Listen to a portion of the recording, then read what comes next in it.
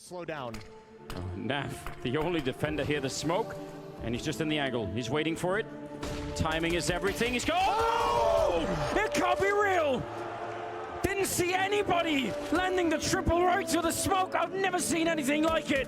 Naf, he's still in play in this round. On the other side is Rain, and he wants more. Naf, have you no mercy? He's going to pick up an ace in the round. An unbelievable performance. Boost Naf up. Can he find any players down on the bench? Yes, he can. Alexi B caught napping. We're going to bullet perforating through his head. Now, this does give Liquid a chance. They do have control of the bomb, and Naf has found himself killing X7. Naf going to take the risk of going into apps. He has struck once again. He's going to have to come out with a 1-on-2 clutch, plus an ace if he's going to pull this out the hat. Ed's breathing down his neck. Smoke going to get deployed onto the site and try and skew the nation. Oh, what a flick off to Sergey that is! Waiting, anticipating an Alu push. He comes through the shadows. Oh, that's ineffable from naf-fly. That's absolutely sensational. What a map-saving round from Naf. All right, guys, we're back, and this time we're taking a look at Naf, who kind of fits the same player profile a little bit as Twist. A very young guy that's been in the scene for a few years now, and you know, you feel like he's going to be older or something. He's only 23 years old, and he's been a pro for what seems like forever. Actually, the first demo review that I did of Naf was it 3.5 years ago when he was on Optic, and it was on Overpass, his favorite map, when they beat Astralis in the finals of E-League Season 1, which at the time was a huge deal because, I mean, NA was not winning very many tournaments at the time, and that was a big win for them, and I think he dropped 37 kills in regulation against Astralis, something like that. He had a crazy game, and Overpass has long been his favorite map for years, and it kind of showed in that game. For this game, he works apartments every single round. Whether his team is hitting B or doing a split here or there or running default, he's in apartments at least getting map control and showing a presence every single round. And I like seeing that. It's something that you could do as a player on your own too. Even in just matchmaking or playing on your own, to get that repetition and kind of that grind of going the same place every round. Like, think of Naf, he does that every round of every game, right? Or every game on Inferno. And that repetition on how many times he's cleared apartments really makes him good at it. I wanted to show a clip of where his name came from because that's kind of a common question, so I'll let that run. Where did your nickname come from? Naf is originally my nickname. I was obviously I was like a kid at the time, so I was an immature kid just coming up with the name, and I was like, nutty as fuck. Like, yeah, that sounds sick. Like, no way, that's sick. And then obviously like the fly part. So obviously the team that I left my brother's team for was another team that we went on to kind of like jumpstart. It really jump-started my career for sure. And unfortunately, one day, my friend Josh Brundlefly, he was walking home one day and some person was drunk driving their car and hit him and killed him and drove away. Oh my God. Yeah, and yeah, it was. So it's an homage. Yeah, it's a memoriam or like a remembrance in my name with the Dashfly, because his name was Brundlefly. So all of us that season, we all put Dashfly on the back of our names. Oh, that's nice. Yeah. I had known before I did the demo review that Naf was nutty as fuck, but I didn't know what the Dashfly meant. And yeah, I was surprised to hear that. That would have happened when Naf was 13 years old when he was playing Source, and having a friend die that young could definitely, or certainly does, have a lasting impact. I see he doesn't have the Dashfly in this game, but I mean, he used it all throughout his pro career. I don't know if he's just changing his name around or what, but pretty wild story. So here's Naf again going through apartments, and he does that spam. See all the bullet holes in the wall there? He does that spam every single round, and he spams through the door and kind of has a set way of how he takes it, and really he takes it the same way every single time. And that spam, you know, it misses 9 times out of 10, but when it hits, it's very useful, and it actually hits later on in overtime. After he works all game to get it, he hits a guy in overtime with it and pushes the CT off that angle. He only does like 20 damage with it, but it pushes the CT off the angle. I wanted to point out in this round, like, look at the radar.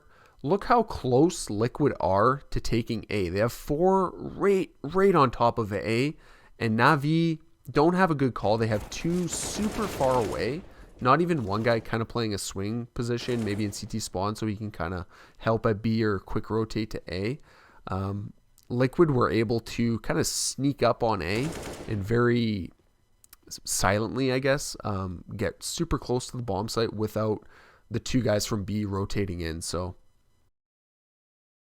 partially really nice play from Liquid, being able to kind of juke the defense that well, but also a bit of a misread from Navi. And I don't know if dedicating like 2 guys into the B bomb site was the best way of doing that. Naf hits a really nice kind of flick, I guess, on Bit here. Bit peeks from the planter up there and kind of catches Naf off guard, but he adjusts and just blasts him and wins the gunfight. And I see this position comes up all the time in this game and kind of all games on Inferno. Look at the advantage you get from the shadow here, right? It's a terrible spot positionally. You would never play this if you didn't have the shadow advantage, or ideally you wouldn't want to sit there, but with that shadow advantage, even though you're kind of stuck in that spot and you don't really have anywhere to go, you can win a lot of gunfights just because you can start shooting before they even come out, right? And I think this is the round where, see, Naf peeks down banana here, and he just misses the timing here. The CT's coming up banana, and Naf is peeking, and then he goes back and he's saying to himself, okay, that's clear. I'll just concentrate on the bomb site. And as soon as you saw that Naf misses that timing on the guy banana, you know this round's over, because eventually that guy's going to come up and be able to close out the round. Actually, he wasn't even needed. Some murder on the stairs here, but yeah, as soon as you saw that he missed that timing, that was basically a wrap. This was a really nice adjustment with Bit playing that little off angle there, and Naf was able to hit him once with the deagle, but couldn't close it out.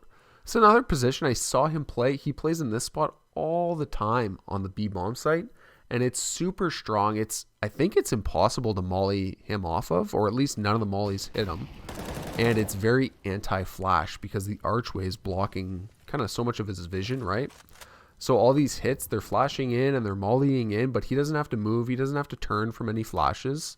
And like, yeah, it's going to be hard. If they come in, 3 guys running in or whatever, it's going to be hard to kill more than 2, but you know, you're going to be able to take a straight up gunfight and you're not going to have to worry about being blinded. This was a really nice defense from Naf as well. This round kind of reminded me of the old Navi, where they just take like an uncomfortable amount of time to hit a bomb site, and you could see Stewie's pushed up on banana. They actually have 2 guys pushed up on banana, so it gets to about 30 seconds left, and Stewie's thinking, you know what, I'm going to take my move. If they were going to come B, they would have already hit it. I'm going to time this perfect flank, but he just gets out-patienced by Navi. They have a guy sitting at the bottom of ramp there, and they were going to hit A all along, right? They were just going to leave it till there was like 30 seconds left, but it reminded me of the old hits of Navi, where they would just take forever on the T side, and you know, every once in a while when you do that, you're going to get an advantage because one of the CTs is going to lose his patience and try and flank, and if you have guys waiting for it, you're going to get a free kill, right? So another time he stays at this spot almost all round. He doesn't move at all, and the mollies come in, the flashes come in, and they don't do shit. He gets 1, almost got 2, but just being in that spot, it just guarantees you're going to get a straight up fight. And if your teammate on B can kind of crossfire or work around you or work off of you, you can have a really strong hold. It's way, you know, everybody's got those set mollies coming into B. Having a spot like that is really nice.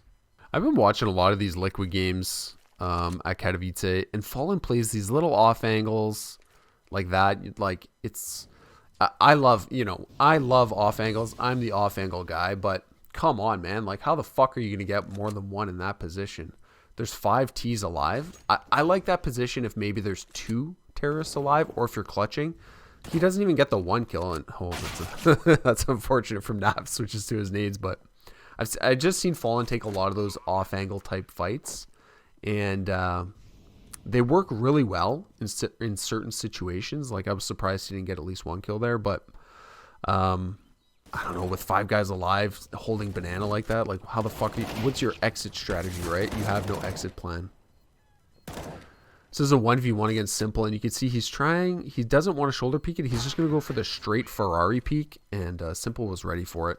You can kind of choose, do you want to shoulder peek it, or do you want to Ferrari peek it and see if you can kind of catch an opper that's expecting the shoulder peek. But Simple too good, hits his shot. Speaking of Simple too good, he almost wins a 4v1 here to win the game before OT, but they clutch it out. Stewie gets it to OT. This is a good example of just what having banana control does for you. You can see they have such an early warning system at banana. They can leave just one guy there and then stack the A-bomb site. And this is pretty typical. That's exactly how Inferno's worked for 15 years. And it's still the same today. The meta on it hasn't really changed. Just having that banana control with an opper or even a rifler, if he can just spot it, just lets you put 4 on A. And when there's 4 on A, it is not easy to take. I don't care what grenades you throw. If you have 2 guys in pit, 2 guys in site, or 1 guy in graveyard, it's ridiculously hard to take. Just the number of crossfires you can make, it's very difficult to work through. And you got to hit some shots if you're taking against 4 CTs. That's why you see so many fights for banana, right? Because it's important for the terrorists, even if they're hitting A, to have control of banana, because they don't want to give that early warning system to CTs. That lets them stack 4 at A. See, Naf gets aggressive here after his teammate dies. It's a nice flash that came in from Fallen, and just lets them quickly get it back to a 4v4. So this game was from Katowice, and it's not an elimination game. It was the decider in the upper bracket final to see who gets placed into the quarters for the playoff stage, or who gets sent directly to the semifinals. So the winner of this game would get sent directly to the semis. And it was a really good game. It was a really good best of 3, and Naf had a great game. I was expecting Naf to be... I remember the first demo review I did for him. He was so chaotic, and it was just crazy. Just how fast he was moving and how many gunfights he wanted to take and stuff like that. And he still has that a little bit. Like when you watch him play, it's kind of like watching a guy play deathmatch or whatever. He's very aim reliant, I find. But he's a lot less chaotic than he used to be. And honestly, he could still easily be a star player on any team, but he's overshadowed a little bit by Elige, but really not by much. He's been top 10 on the HLTV top 20 players twice now, in 2018 and 2019, I believe. He's at Coffins again here, just because of that shadow position, and they double up on it. But he gets 2 guys that come in from banana, very nice to close it out. And you can see the overtime was super, super tight. A lot of the rounds coming down to post plants and clutch situations, and they actually end up going into double overtime. You can see Naf taking apartments again, just like he did during regulation. And finally, his spam works out for him. Simple up on the balcony. And he doesn't do that much damage, but Simple has to drop off because he's worried about more spam, right? He doesn't want to get taken down to 40 health. And makes Simple reposition into the back of the bomb site, losing a little bit of map control that he had. So it honestly could not... Well, getting a kill is a bit unrealistic, but just pushing him off and getting a little bit more map control, it couldn't have worked out better for Naf there. So they come into this 3-man take on the A site. That's actually a really nice name from Naf there. But you can see how bad these positions are for Navi. They're stuck on the bomb site. They don't have anybody in pit. And you would think a 3v5, this must be a wrap, right? But Navi is still stuck on B. They haven't started rotating, despite, in my opinion, enough intel to say that it's probably an A hit. So Naf just gets to take these straight up gunfights on the site, doesn't have to worry about a crossfire from pit, and he spots the opper in there too. And like, they get this, so they take, there was 3 CTs on A, and not a single one of them get a kill. So Liquid are able to kind of pull this round out of their ass and win a round that they had no business in winning at all. Poor Perfecto here, left in a 3v1.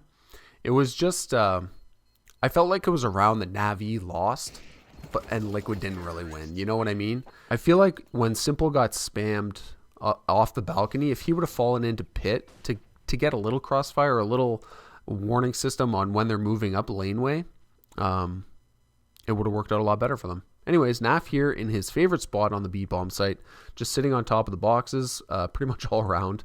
You'd see the score is 21-19, and anytime you can kind of work up onto A through apartments as a CT for the retake, you know you're kind of in a good position, right? If you have enough time to do that. And he spots Bit in Graveyard, and that is a wrap. They close out the game, a really tight overtime game, and it was really fun to watch. I really feel like NAF has been consistently, well, he obviously has, he's been on the best North American team for a long time, but he's consistently been so good, and he gets overshadowed a little bit by Elige, but another good Canadian boy on one of the top teams in North America that now live in Europe because North American CS is dead. But yeah, I really like him as a player, and I think he's got a long career ahead of him, and he just passed $1 million in prize pool winnings, and who knows, the sky's the limit for the guy, right? He's only 23 years old and he's still playing great. So I hope you guys liked the demo review. If you did, leave a thumbs up, and if you want to help the channel a little bit more, check out my Patreon. All right, later guys.